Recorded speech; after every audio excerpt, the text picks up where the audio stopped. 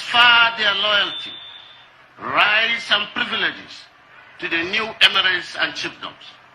Hence, traditional titles acquired from their old emirates and chiefdoms are hereby dropped. Constituted traditional councils of the new emirates and chiefdoms are therefore directed to recommend new titles for the district heads for approval in line with the statutory dictates of the tradition. So we know the schemes that the Fulanis have learned over the years is when they conquer a territory, they depose the king, the traditional leaders that are ancestrally connected to that conquered land. And immediately they do that, they will, inaugurate their own traditional rulers and start giving themselves all manner of chieftaincy titles and so on and so forth. What we saw happening in Adamawa State is a welcome development.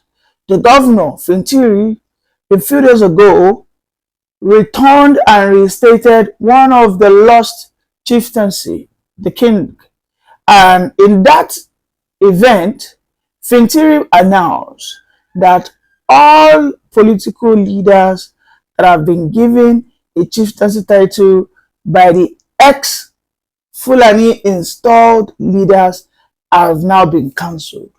What this means is that the likes of Atiku, who bears the name Waziri of Adamawa, will no longer bear that chieftaincy title. I think this is a welcome idea that the Middlebeltans are now waking up. Adamawa as it is, that has been, somehow been pushed to the, I think, northeast. But for me, I know the Adamawa is along the Middle Belt, right? Because yes, we can say maybe according to Nigerian geography today, we can say they are Middle Belt.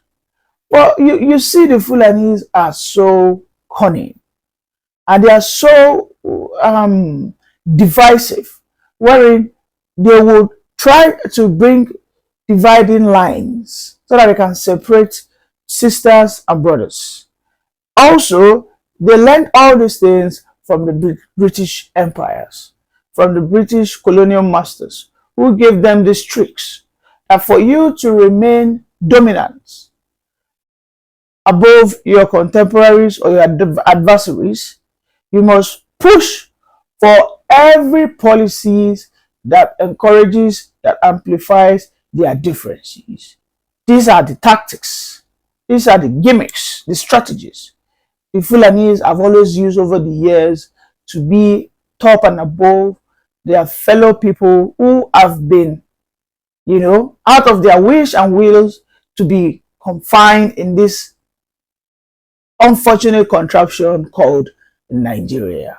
Adamawa today, led by Governor Fintiri, I think they are ready to speak loud and clear that they will no longer be a subject to the Fulani's hegemony. This is like more or less like an open breakaway, a loud resistance, just as we saw yesterday, wherein the Fulanis were all backing Senator Akpabio, who stood up and did everything possible to silence the voice of Natasha Akpoti in the National Assembly. Natasha Akpoti yesterday, a Middlebeltan, a woman from Kogi State, because she has always never kowtow or bow her head to the Fulani's oligarchs who are trying to take everything that is good in the National Assembly to themselves. Natasha Akpoti in the recent days has become a voice of resistance. She has become a voice that had to be reckoned with. She has always been very clear that the Ajaokuta steel mill must serve the interest of the Middlebeltans, and specifically the interest of the co-guides. We have seen how they have done everything to silence her. They tell her she's a woman. She has to be quiet, that in this room, in this Senate, there are rules of engagement, and you only talk when you are asked to talk. And these are the actions of bullies. You should know that in that Senate, everybody is equal. Everybody should regardless of when you feel that you have a burning issue that you must speak about, there shouldn't be a reason for you not to be allowed to speak. But we saw yesterday what Senator Akpabio tried to do. And we know who are the people behind Senator Akpabio. We clearly see that Senator Akpabio is doing everything just for him to satisfy his, maybe his suitors, maybe those that have promised him, if you do our bidding in the coming years, you will be considered to be a candidate that can be maybe selected to be the vice. Because I know Senator Akpabio is working towards his 2031 goal, working towards to becoming a vice president. And he's doing everything to satisfy the Fulani hegemonies or the Fulani cabals.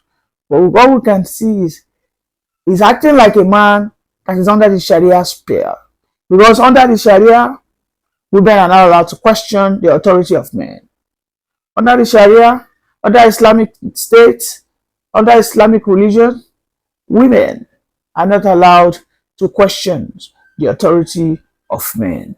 And that is what Akpabio has been doing. This has become consistent. Because this is not his first time.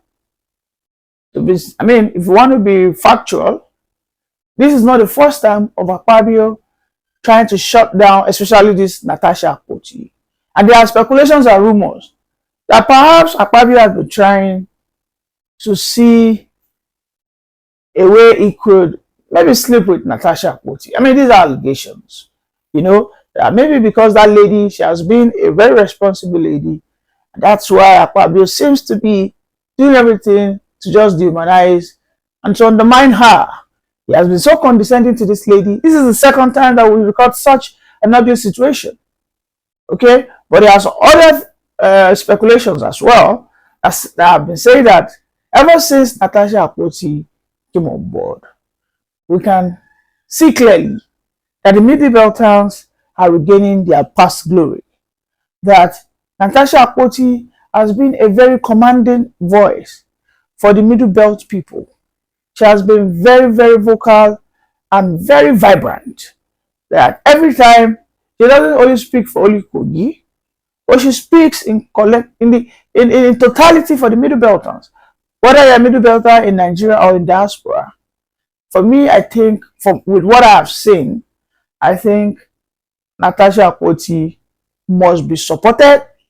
She must not, by any means, be silenced by these Fulani stooges, most especially Akpabio, who seems to be like operating like a puppet, who is being commanded within the whips and caprices of Tinubu and his fellow Fulani cohort. The Middlebelt history of being subversived, of being subjected to the Fulanis, is long overdue to be broken. The Middlebelt finally, for me, I think, if they finally summon the courage, it's very surprising for me to see that they are being led by a woman as we speak. Because if I take a look at the Middlebelt, and I try to check who is trying to be vocal, who is trying to be that person, who is pushing for the interest of the Middlebelt nationally. Is it Akume? Akume, who is just fighting for his own selfish interests? Or should I say, is it I try to see and search. I did not find anyone that sits above Natasha Akpoti. If you take your time, if you look into the Nigerian politics now, you check who has been the most vocal voice, a sincere one for that matter, not one that is probably pushing for our own interest or his own interest. I don't think we can point out anybody without picking Natasha Akpoti. Natasha Akpoti came out to call the Nigerian security armed forces when there were incessant attacks in Plateau State. She came out, she had to summon the Nigerian army when Kogi got attacked during the period of 2023. In fact, she was even attacked during the campaign period when she was about to be elected. Under the administration of Yaya Bello, they did everything to try and make sure she never gets there because they know that she is a woman of valor. She knows she's valiant. They know she is irrepressible. She is a full representation of the Middlebelt women warriors that defeated Uthman Danfodio during the height of his jihadist conquest. Because you have to understand that it was a woman that poisoned Uthman Danfodio when he was on that charge to conquer the Middlebelt line.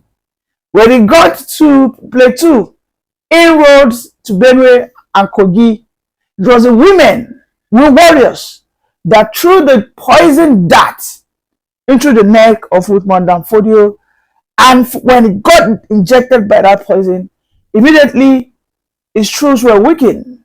They were mostly killed in large numbers, and Uthman Danfodio had no any other option than to retreat back to his caliphate in Sokoto. And some days later, it was announced that he has died. So here is the deal. A Natasha Akpoti is a reincarnation of the past women warriors of the Middle Belt. If the Middle Belters fail to see this, you know I'm not a Middle Belter, but I support the liberation of every region that has been put under the spell of the Fulani hegemony. I support every region that is being renamed, that is illegally, well, currently being stolen by these Fulani bandits, Fulani headsmen. Because we know that in Plateau, in the past 3 years, over 100 villages have been renamed. These are villages rich in tin, some of them rich in bauxite, all manner of precious stones, ornaments, mineral resources. We know what the Fulani headsmen, that of course are being sponsored by these political oligarchs from the Fulani extractions. Because if you ask me, where are these headsmen getting these guns for? How are they having access to an AK-47 that is as costly as 2.5 million naira? How will a common man who is just, grazing his cows, how would he have access to AK-47? Not just one. You see them, if you see 5 Fulani men grazing cows, the 5 of them will wield an AK-47. That is approximately 12.5 million. How did they have access to such guns? There will be if you do your investigations, you find out that there are some oligarchs, there are some juggernauts behind that ordeal who are financing them, giving them those guns, that any bush, any farm that you find on your grazing route, invade that bush, my cows must be fed so that they can grow and be robust. And if they resist, you know what? Take up the land. Because you are a global citizen. These are what the Fulanis have told themselves. They have told themselves that the Nigerian state is their estate. I mean, this was what Ahmadu Bello said. The Sultan of Sokoto, he said that his own forefather, which was Uthman Danfodio, said that the Nigerian state is their estate. And when the time is right, they will recover their estate. You can imagine that impetus, that audacity, that insult on the rest of us, wherein these things are being documented, saying that the Nigerian state is the Fulani's estate. And for that reason, as far as Nigeria is concerned, they are global citizens, that they have a special right to carry guns to protect themselves, because indeed that they are vulnerable and they are precious, that one life of a Fulani man lost equates to 1,000 Igbo man's lives, 1,000 Yoruba man's life, 1,000 Middlebelt life. Just imagine the insult.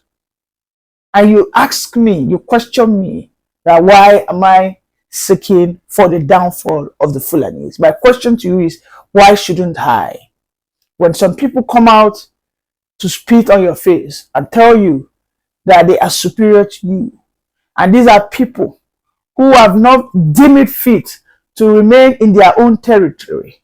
If they say all those nonsense and they stay in their own jurisdiction, I don't give a damn. I just let them be.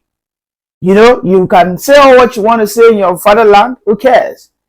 I could decide to stay in my own territory and say that the Yorubas are the most brilliant, the most intelligent race the world has ever seen.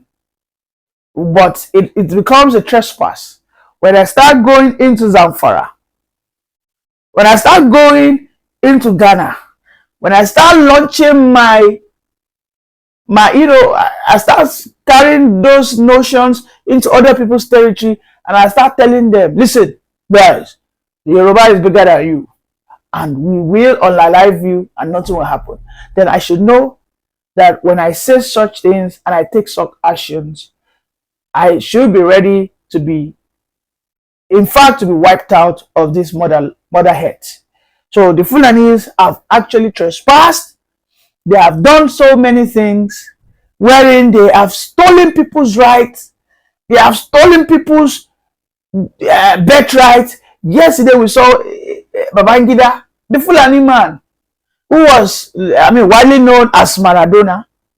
He came out confessing since 1992. We are in 2025. That's about 33 years ago. Saying, well, the Yoruba man, Yola, won the election. But I'm sorry, we annulled the election. Could you please forgive us? You see, this is how they behave. When the Nigerian state should have progressed, the Northerners came with their retrogressive force, which is driven by greed and selfishness, truncated that collective wish of the Nigerian people. That they didn't stop at that. They jailed Abiola, and they also fired him after jailing him for over 4 years or thereabout, or 6 years. Because Abiola died, I think, in 1998. So you can see that these people are not deserving to coexist with some of us. Maybe the Hausas by now see them as one family, or that is their own problem, because they are currently subject to the Fulanis. The Fulanis have taken over all their traditional rulers. They have taken all the traditional positions. So therefore, the Hausas have lost their own voice. But we welcome what is going on in Middlebelt, because the Middlebelters will not open their eyes and watch the Fulanis erode them of their own cultural heritage. They introduce to you Sharia. You will wonder why the Sharia has not been able to be fully implemented across the Middlebelt. Because the Middlebelt has been resisting them. They know that they have to rise and resist this political tool used by the Fulanis called Sharia. When you adopt it, when you accept it, you are long gone. You lose your voice. You lose your heritage. You lose everything that you see as your own sovereignty as a tribe, as a race. The same thing they did in Katsina. Where in Katsina today, whether you're a Christian, whether you are not even you are a non-believer, you cannot be seen walking around without covering your head if you're a woman. As a man, you must ensure you wear a trouser that doesn't touch your ankle. Everybody must wear a trouser like a tablik, and they enforce it. They tell you that you cannot have or establish a a beer parlor. You cannot have a place that you sell beer in your hotel. If you do it, they'll come and raid you, and if they find out, they might even burn your hotel down. So we see on why at every point in time, when I get the news that the Fulani hegemony is being broken, is being shattered, I sing the praise of support. I commend Fintiri for this, and I know that Atiku has gotten the message. The Sultan has also gotten the message. Let us listen to the voice of Natasha, how she resisted Akpabio yesterday.